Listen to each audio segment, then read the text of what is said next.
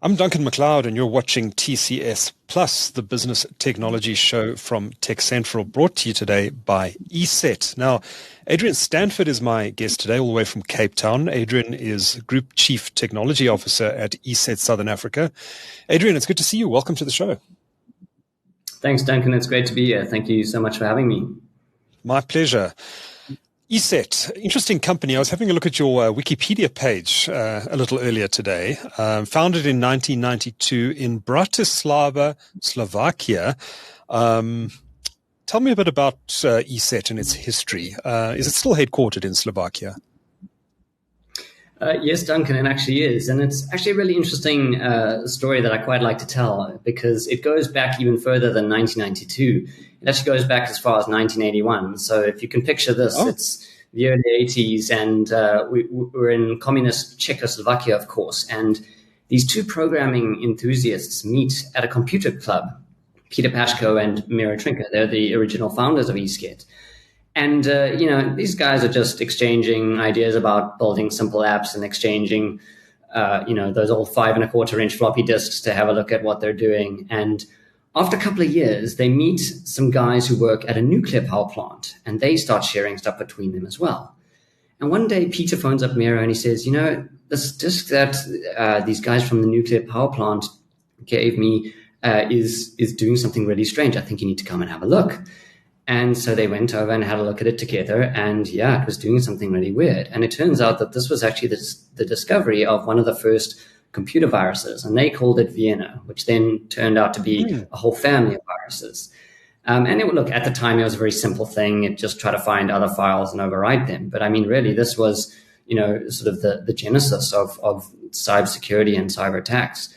And so this carries on for a few months, and later they discover another virus, and this time it's more sophisticated. It's got encryption. They're having difficulty analyzing it, and they team up with their friends at the nuclear power plant, and they start looking at it, and they actually realize that they discovered the first boot sector virus, and they actually managed to stop it before it did damage at the nuclear power plant.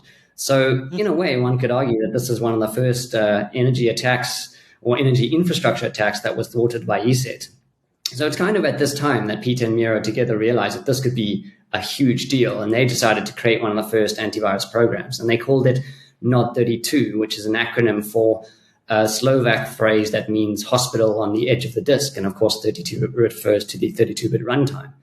And so this is about 1987, still in communist Czechoslovakia. So that's why officially ESET started in 1992. But, It's quite a courageous thing to start creating a product and distributing it, in a communist state. And it was only later, after the Velvet Revolution and the Velvet separation between Czech Republic and Slovakia, that they then actually formally created this company. And then they brought in a whole bunch of computer science students and refactored it, and they really set out to create one of the best antiviruses in the world, and we believe that they succeeded in that.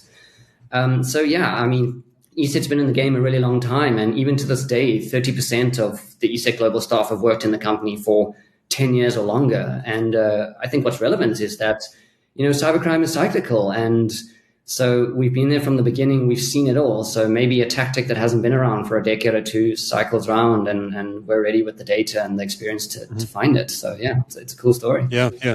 Fascinating. And I guess being under Soviet rule back then has given ESET some really interesting insights into the geopolitical issues around cybersecurity, which are prevalent today. And I'm going to talk a little bit more about that later in the discussion. But give me, Adrian, an idea of the scale of ESET as an organization today. How big are you guys?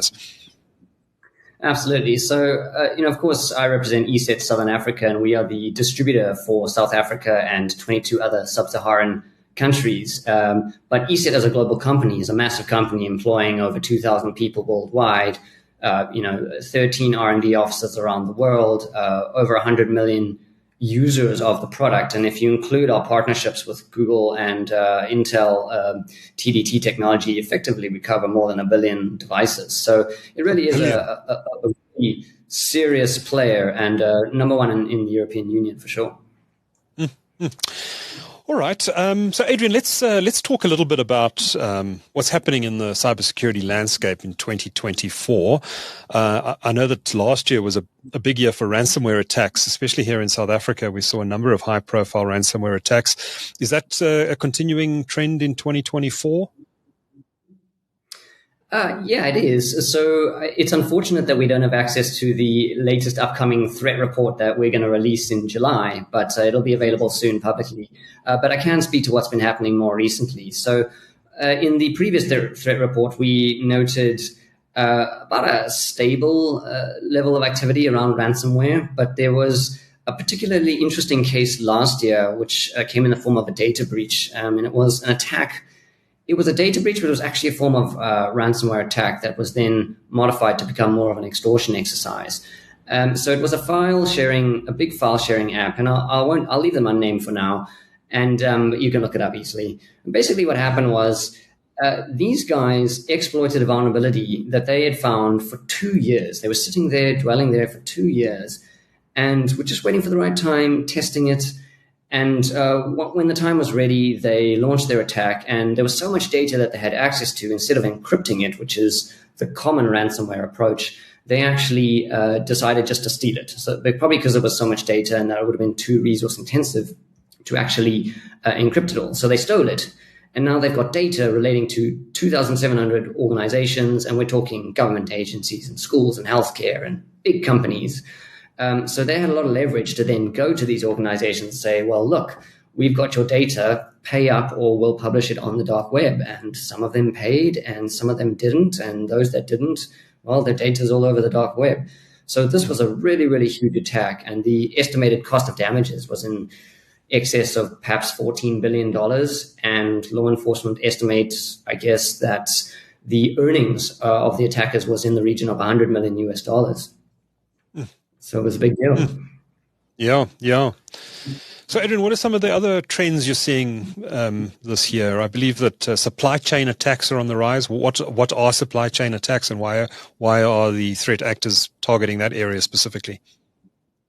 Yeah, so supply chain is an attack vector that I think is not that obvious to most people, because we're so accustomed to thinking about our own infrastructure, our own systems, our own networks, but we kind of forget that we don't exist in isolation. So a supply chain attack is really an attack that originates through any entity that's coming from our supply chain. So that could be, it could be something like firmware on devices. It could be through hardware or a hardware supplier. And it can also just be software. Most commonly, it is software. So, most organizations use software provided by other companies. They don't just use their own internal systems. And if there's a vulnerability inside of one of these third-party software that they use, that's a way in for an attacker. And I think there's been two really alarming examples of this that have such immense scale. And the first, I think everyone knows, is the Log4j vulnerability that was about 2 years ago.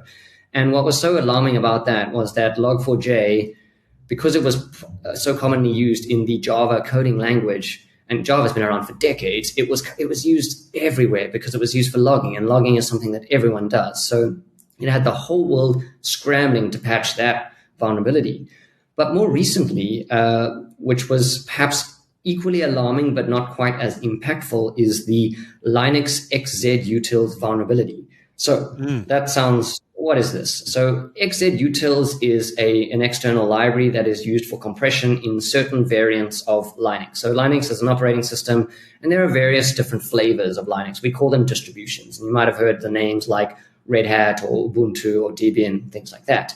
Now, some distributions of Linux use an external package called xzutils. And earlier this year, a vulnerability was discovered in xzutils that effectively would have created a backdoor into a Linux server, like a complete end-to-end, allowing you to escalate privileges and gain complete control, which is hugely alarming because it was through the SSH protocol, which is basically supposed to be a secure way of remotely connecting to Linux servers. And the alarming thing about this is that Linux servers it's the most common operating system used on servers, on the internet, on-premise, off-premise, you name it.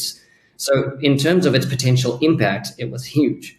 Why it wasn't as impactful, though, was that we got lucky, because when you have open source software projects, they tend to go through different streams of release. So when an update is done, it first goes into kind of like a beta pre-release stream, if you will. And that gives the community access to the product. They can use it, test it, fix bugs, etc. And it was at this stage that the vulnerability, thankfully, was discovered by a principal engineer at Microsoft, and then alerted the open source community, and it could be fixed. So before this reached mainstream adoption and mainstream stable release, it was discovered, and that's why this was such a close shave. But it was still a problem because a lot of people were using, early releases of the affected this affected library. The other thing that helped the situation was that not all distributions of Linux were affected. So only some were affected, not all of them. But if you think about it, if this had made it through, this could have been as impactful as Log4j. And I think the other really interesting thing about this to consider is, again, there was a very long time attack timeline to this. So similar to the file transfer app vulnerability that I discussed earlier, which was being exploited for 2 years. This was somebody who joined the open source community for a period of probably about 2 years as well, earned credibility as a contributor to this project. And that's how they then were able to insert a vulnerability. So this was a very long-term planned, strategic potential attack. And it really gives you an idea of just how strategic and committed these and forward-thinking these plans can be. So yeah, quite alarming stuff. Very alarming. I mean, the XZ utils issue, was that discovered because of the fact that this was open source software and the code could be scrutinized by third parties? And can we assume that similar vulnerabilities exist in closed source software that we just can't see because we don't have access to the original source code? Duncan, yeah, I think the answer is yes to both your questions. So yes, it was discovered because it was open source and there was early access to at least use the product before it went to mainstream release. But the way it was discovered was not actually because the code was open source. It was actually because the engineer noticed that his SSH connections were suddenly half a second slower than they were before after he did the update. And then he decided to dig into that, and he was like, oh my goodness, I've discovered something huge.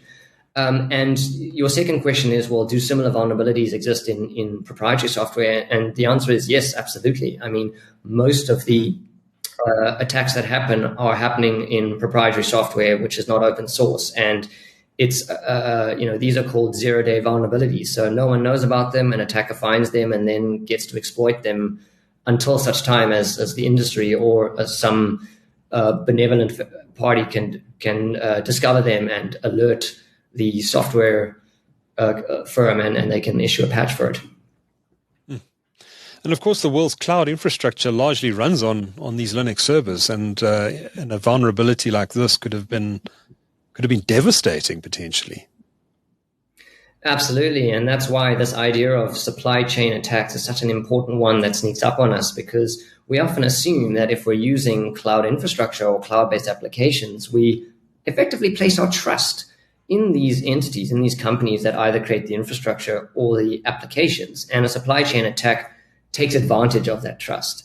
And we can't necessarily assume that these external parties that we are trusting, whether they mean to or not, are doing all the right things. Most of them are trying to. Most of them know that it's in their interest to have the best security and do all the right practices. But the thing is about cybersecurity is that it's complex. And the reason zero-day vulnerabilities exist at all is due to this complexity. It's really hard to find and plug all the possible holes, especially in complex infrastructure or complex software applications. What are some of the other trends you're seeing this year? There was a lot of talk about the potential for deepfakes and AI to be misused in the South African election. Thankfully, it doesn't seem to have happened at sort of any sort of scale that I've seen. But deepfakes, I mean, is that an area that ESET is watching closely? What are you seeing in that area in 2024? Absolutely, we're definitely watching it really closely, and it's a rising problem. So, of course, this comes from the technology area of generative AI, as we know, which has become very mainstream, and there's lots of technologies out there that can generate written content or generate photo or video content as well. And this kind of technology can be used for malicious intent.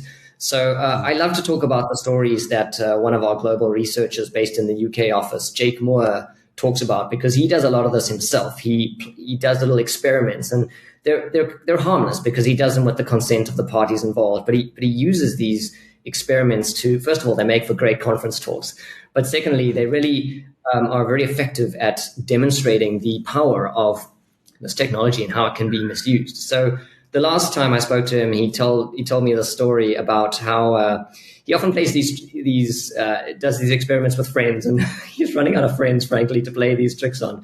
But he'll go up to a friend, usually a business owner, and he'll be like, "Look, can I do this? Can I try and break into your business or extort money from you or something?" And he'll get their full consent. It's all very above board, and he gets the go ahead, and then he'll try something. So this time, what he did was he met up with his friend in full visibility of his friend, cloned, using a device that I won't mention, cloned the RFID office security card that his friend who owns the business has. So now he has a cloned RFID card that gives him access to the office. And he says to his friend, "I bet you I can get into your office and avoid all your security." And his friend says, "No way." And so within a day, he was sitting there in his friend's office in the boardroom. No one had noticed. It was 3 taps of a security card. And he even asked an employee walking past the boardroom to take a photograph of him sitting in the boardroom. And it's a hysterical photo of him lying, with his hands behind his ears, feet up on the boardroom table. Everyone's none the wiser. And that was really easy and really surprising to his friend, the owner of the business, who said, "Yeah, but I've got CCTV. And he says, "Well, I have taken your CCTV footage and modified it. So there's no record that I was ever here." And what he did was, and I've seen the footage myself, he generated a fake face and then used a face swap technology to swap the face of him in the CCTV technology. And he literally walks right up to the camera and puts his face right in the camera. And when you see the modified footage, it's amazing. It looks absolutely realistic, and it doesn't look like him at all. So that was phase one. And then the second part of the story, which gets more alarming, is he thought to himself, well, how can I now monetize this? This has all been fun, but I haven't actually done anything of value from an attacker's point of view. So what he did was he hacked into this friend's LinkedIn account.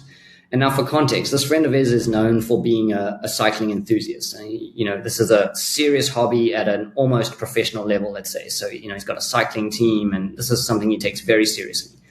So what Jake did was he created a fake video using previous footage of his friend from previous cycling tours and exercise that they'd done. And the video looks exactly like this guy, and it's of him talking and saying, and you've got like his team in the background packing up bikes, and they're somewhere in Tenerife. And he says, "I've decided I'm going to cycle from the UK to Australia." And he posts this on LinkedIn. And within a day, it's got 4,000 views. Comments start streaming in. People are believing it. I mean, some people maybe thought he was joking, because it's quite an outrageous thing to suggest, cycle to Australia.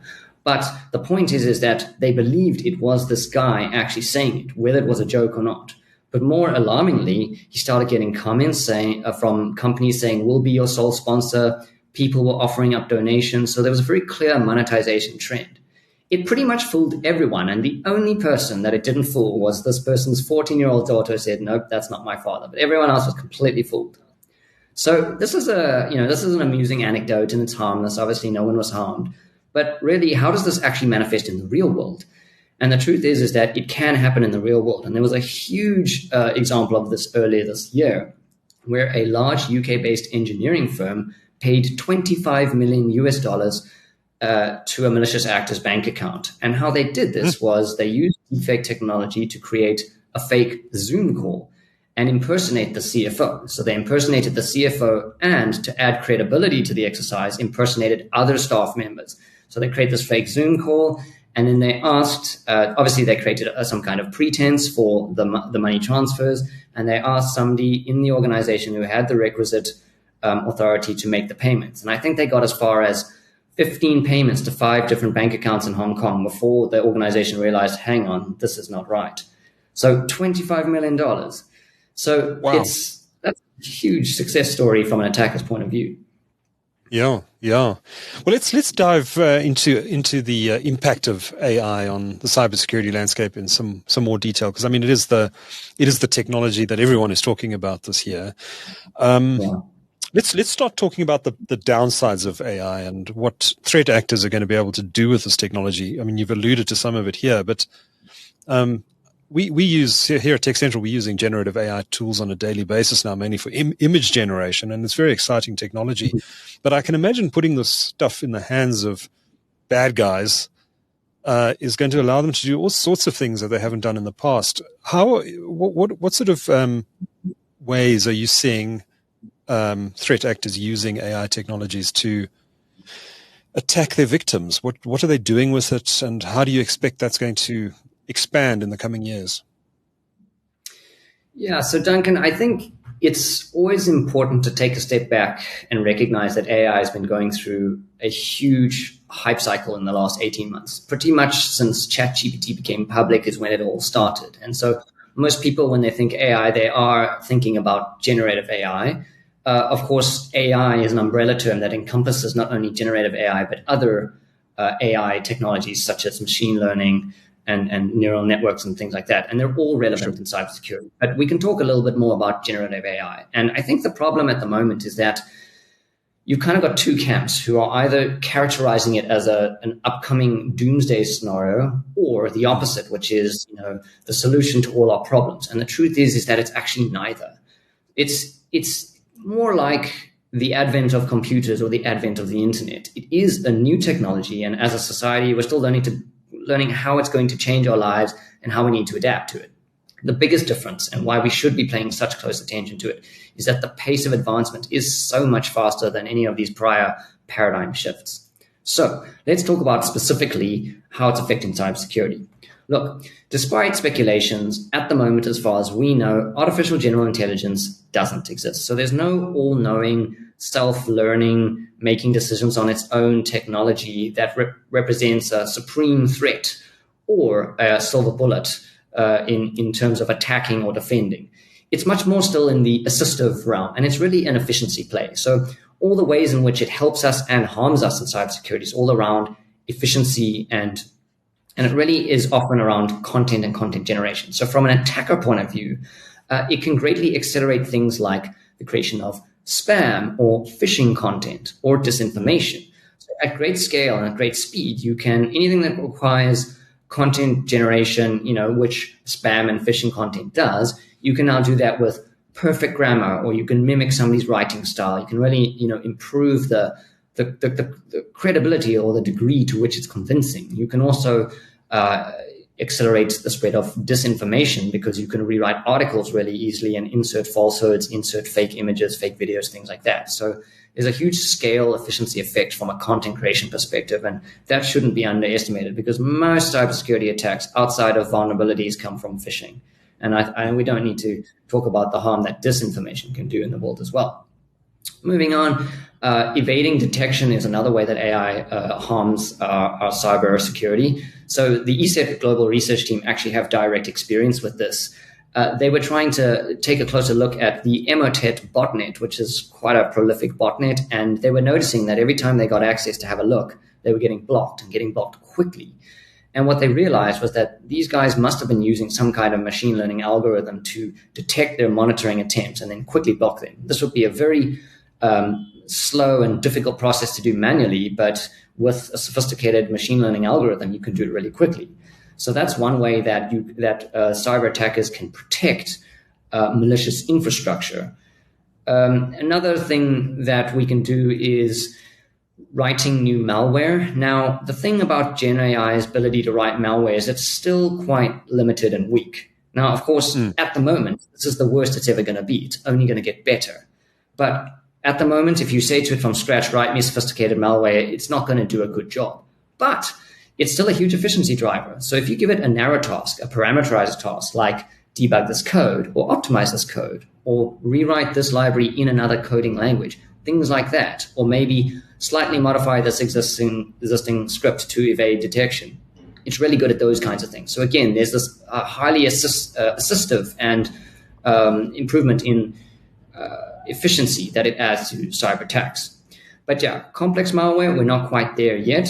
Human ingenuity still has the edge on that. But even if it did have the ability to write sophisticated malware, malware on its own is not the only thing that is required for a end-to-end attack to be successful. A cyber attack is actually a series of different components and steps that are then strung together and need to be architected. You have to have a distribution, a strategy. You have to avoid detection of security products and personnel. You need a monetization strategy. You need to facilitate communication with the victim in order to extract the monetization. And all of this Gen AI can be helpful for, but it cannot architect and execute the entire thing. So at the moment, it's an assistive technology, but it's not this end-to-end threat. So in terms of looking at, you asked about the future and what we might anticipate in future. Well, what we're expecting is that AI can be used to plant false flags. And what I mean by that is often threat researchers will look at activity and then they will want to attribute that activity to an activity group so they can track who's doing what and where. And if AI can really, take published threat information and be like, okay, well, the signature characteristics of this group are X, Y, and Z, then they can plant those in their activities and make it look like actually this attack was done by that group. Meanwhile, it's actually done by this other group. So it's a form of obfuscation that it can facilitate. Improved victim selection is another thing. So we spoke earlier about a data breach, and there's been some really big data breaches. So we can kind of assume that a lot of our data is out there, whether we want it to or not. That's just where the world has come to. But the problem with these data breaches is that it's such a large amount of information. And what AI can help with is that it can analyze that information and then propose or maybe do like a victim profiling exercise and say, well, here are the most vulnerable victims based on the data available. And that kind of shortlisting, if you will, it would be a mammoth task for a human to do, but much quicker and easier with AI. And then, a cyber attacker can be like, okay, cool, I've got my short list of particularly vulnerable victims. I'm going to take all the information available and launch, a spear phishing attack or something like that. Mm-hmm. And then finally, there is hunting for vulnerabilities. So we've already spoken about the importance about vulnerabilities and just how easily they can be exploited to such a large degree. And we do believe that AIs can be trained in future to search or scan or find vulnerabilities. And that could offer a huge advantage to cyber attackers if they have a technology that's automating the discovery of vulnerabilities, especially zero-day ones, as opposed to them being discovered through the manual exploration of curious techies. I was going to ask whether we're heading into a future where malware is self-learning, is able to, if it encounters an issue trying to attack or break into a system, it can learn new ways of breaking into systems and can start to modify itself so that it becomes more capable of breaking defenses. How far are we away from a world like that, if we're ever going to get there? Is that a real risk? I think it is a material risk to consider. I can't really offer a prediction about how far away we are from that kind of self-aware malware. That really speaks to the more AGI, artificial general intelligence, type of technology. However, what we do see at the moment is there is malware that can kind of self-obfuscate. So it can learn when it's being detected, and there are somewhat rudimentary ways in which it can adapt its behavior to avoid detection. It can maybe emulate something or simulate something that's a legitimate process and do things like that. So we are some of the way there, but an entirely self-evolving form of malware, we're not aware of that at the moment. It's a possibility in the future, and we'll definitely be keeping an eye out for that. And out of interest, do you think AI is going to make it easier for non-technical people to try and attack systems and penetrate vulnerable company systems? We saw the emergence of so-called script kiddies at one point, and it became much easier for even for non-technical people to play around with these tools and do stuff with them. Do you think AI is going to make or encourage more people to enter into the world of cybercrime? It's a great question, Duncan. And I think the answer is yes. Maybe if we go back a bit and we say, well, you could ask the same question of the internet. The internet really was the first paradigm shift in democratizing information, and certainly information about how technology, computers, and systems work. And that was the first, outside of computer clubs in the 80s in communist Czechoslovakia, the internet was this huge game changer that allows the whole world to connect and learn. And certainly you can learn for malicious intent. And I think Gen AI does simplify that even more and make it more accessible, because Gen AI, especially large language models, are particularly good as acting as teachers. So you can ask it a question, how do I do this? Or write me a script to do that. So it definitely does make it more accessible.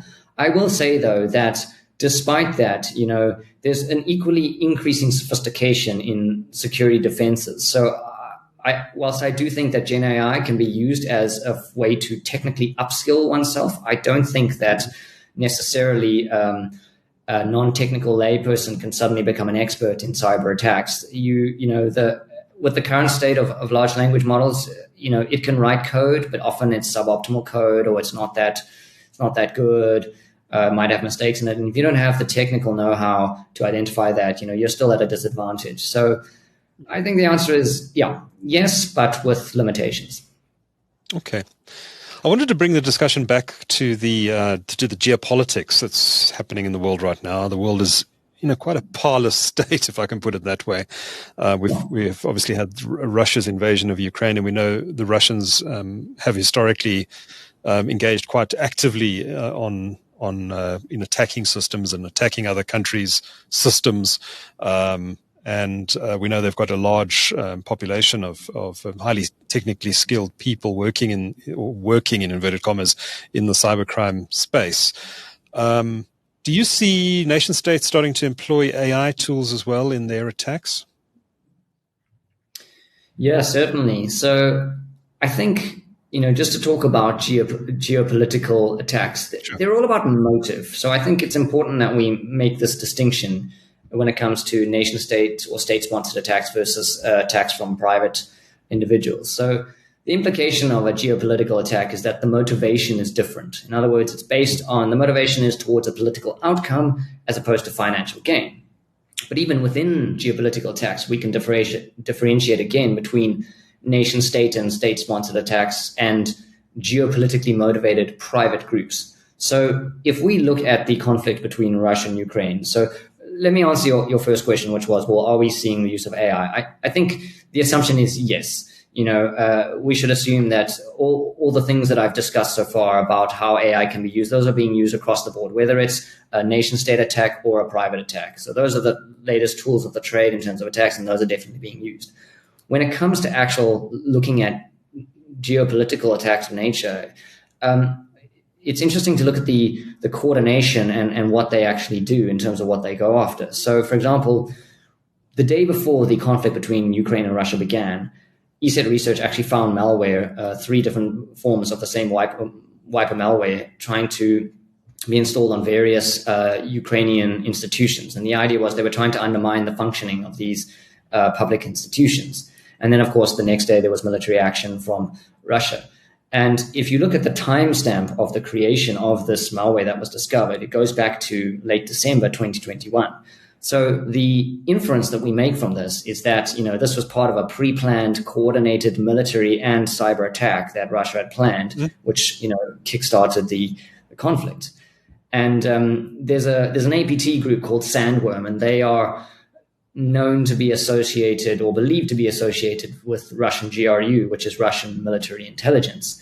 And shortly after the conflict began, they then tried to attack electricity supply infrastructure in Ukraine using an updated version of the Indestroyer malware. Now, there's history behind this because Indestroyer is what they used against Ukraine a couple of years earlier and actually succeeded. And they took power offline for about an hour. But this time, with coordination between Ukraine and their various institutions and the ESET research team, Sandworm were not able to succeed at all in attacking or achieving a power outage, which is quite a win. Now, I think the other thing that we noticed in the months after the conflict began was that a huge uptick in ransomware telemetry targeted against Russia. And as you alluded to earlier, often we find these kinds of attacks are coming from Russia, but actually this was a kind of form of hacktivism, if you will. In other words, it was a private response to this conflict initiated by Russia. And actually suddenly Russia found itself being, the target of whoever, a large group of private individuals or private APT groups who strongly disagreed with their actions and were, trying to bring Russia down. So it's really an illustration of kind of how geopolitics can inform these activities. And more recently, we find that Sandworm, the APT group, is still targeting Ukrainian energy supply infrastructure. And again, if you look at the military actions that Russia is taking against energy supply infrastructure in Ukraine, it's definitely, again, it stands to reason that there's this trend that it's correlated and it's part of a coordinated attack. The final comment I'll make about another form of geopolitical or geopolitically motivated attack is that of disinformation.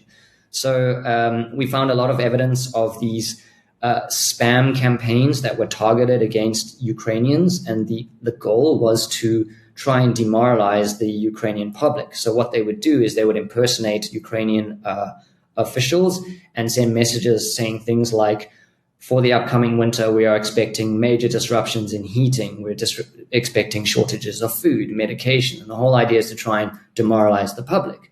But it's not just Ukraine who's on the receiving end of this. The Russians were on the receiving end of it as well. There was a protest against Putin, which was disrupted by a similar kind of disinformation campaign, which was spreading false information around around when the protest was happening and things like that. So, I think what's important here is that there's a lot of activity around geopolitics. They are using these AI tactics. All of this disinformation is likely AI generated, especially when it comes to translated content. And the truth is that most established governments in the world are using these tactics. We're just using the Russia-Ukraine conflict as an example because that's where most of the telemetry and data is that we have. And it's a political context where there's a mainstream understanding, but it's pervasive across the world. It's fascinating that these sort of nation-state cyber attacks could actually be a precursor and almost a predictor of actual conflict to come. That in future, perhaps conflicts will be fought online in the months prior to a hot war breaking out. Absolutely. Do you think that's a fair observation? And do you think that that where we see spikes in the sort of activity could actually be an indicator that that actual physical conflict may follow? For sure. I mean, I think it definitely could be a potential precursor. We can look at activity with groups that are aligned to, certain countries and where we know that there are rising tensions. And it certainly could be taken as a precursor. But the truth is it could be before, during, or even after military or more physical forms of attack. So I think it's a fair observation. And it's certainly why threat intelligence and keeping an eye on this kind of APT activity is so important for sure. Yeah. I'd like to steer the conversation as we move to the end of the conversation today, Adrian, back to AI, and I'd like to look at the good that it could potentially bring to the cybersecurity industry. How do you see AI helping security vendors like ESET fight the scourge of cybercrime going forward? Yeah, absolutely, Duncan. So it's a really useful tool as well for the defenders, the defense side of things. I will say, though, that we must always keep in mind that AI alone is not the silver bullet. And, some vendors would have you believe that an AI alone or a very AI-centric or AI-forward product is the answer. And it's a little bit misleading in our opinion. AI is a fantastic defensive technology, but any AI model, if left unsupervised, will degenerate. And I mean, we've seen lots of examples. There have been some quite amusing and alarming recent examples in the media of large language model chatbots doing some outrageous hallucinations. They're all over the internet. And, so it happens in chatbots, in Gen AI, it happens in machine learning. all AI models left unsupervised typically will degenerate. So the point I'm trying to make is that AI is an extra defensive layer that we have. And now with Gen AI, we have yet another defensive layer that we can use. And so I can describe how we can use it. But what's really important is that whether it's generative AI or machine learning or whichever of your chosen AI technology is, if it's not combined with other layers of defense and really good training data sets and the supervision and expertise of humans, it's not going to be very good. And the reason is because it will give you tons of false positives. And a false positive can sometimes be as bad as a cyber attack. If a false positive brings your whole organization to a halt, it can do as much damage, to an organization as an attack. So that's really important just to keep in mind. But let's talk more specifically about AI, and let's say generative AI can be used to help us. So one of the main things it can do is it can help explain threat intelligence. So we have a threat intelligence offering, lots of vendors do. And often it is a large, complex, very technical data set. And one thing that Gen AI can be really good at is to take a highly technical subject matter and then translate that or distill it into something that is summarized and maybe more understandable by somebody who is non-technical, like an executive. So the interpretation and summarization of large amounts of threat data is one way that Gen AI can be really useful. We can also create in-product AI assistants. So one big way that attacks happen is the misconfiguration of systems and security products. And one thing we can create is an AI assistant that can perhaps identify those misconfigurations and make suggestions as to steps to mitigate.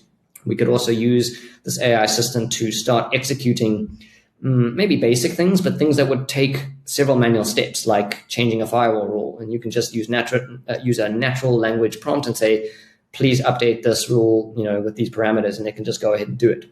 So that's a way that it can make us more efficient in defense. AI can also be used to help SOC teams or security teams who have this ever-expanding challenge where the attack surface seems to always be increasing and they have tons of threat intelligence data. They've got lots of alerts from their XDR products. And how do you make sense of this? How do you prioritize? How do you know what to focus on? And Gen AI can do a great job of helping us prioritize what to focus on. It can place activities into context, can help us with interpretation, and really help direct focus to the things that most need our attention. It can also do things like string together historically correlated events, which can be very helpful in post-incident investigations as well, which is an equally important part of cybersecurity, because if you don't learn from your incidents, then you can't improve. And finally, there are things like boosting user awareness. And again, this harks back to the educational teaching element of large language models. User awareness is probably one of the biggest tools we have in cybersecurity, and it's also one of the hardest attack vectors to solve. Unfortunately, people are the weakest link. So Gen AI can do a ton of things. It can ingest media articles and translate those into internal memos to create awareness. You can create phishing campaigns to test your organization's sensitivity and awareness to phishing attempts, create quizzes, educational content, things like that. We can also use it to augment sandbox analysis. So we've been doing cloud sandbox analysis for years now, and we have very sophisticated machine learning algorithms, and now we can add an extra layer on top of that, which is Gen AI, and it can do things like interpret the content of a screenshot or look at basic events like Windows registry changes, and can help to add to the explainability and capability of an unknown potentially malicious piece of software. So there are a ton of things that we can do. So it really is, as much as there are new risks and threats that come from this technology, there are new tools that we can use again from it as well.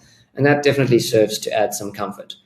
But I'll just mention again that AI alone is not going to cut it, because attackers are always adapting. Behind AI and the AI tools of attacks are really clever, adaptive, ingenious humans. And as they adapt, AI models need to adapt. And at the current state of the technology, AI still needs guidance to adapt. So we need that human expertise. We need that human experience to really get the best out of AI from a defense point of view. And I think ESET's got a really good core competency in that aspect. If anyone wants to learn more about ESET, what's the website, Adrian? ESET.com/ZA would be our local website. And all the information's there. Excellent. Well, this has been a fascinating discussion. I think there's plenty for the TechCentral audience to chew over here. Adrian Stanford is a group CTO at ESET Southern Africa. Thank you so much for spending the time with us this afternoon and giving us insights into the cybersecurity industry. Thank you very much. Thank you so much, Duncan.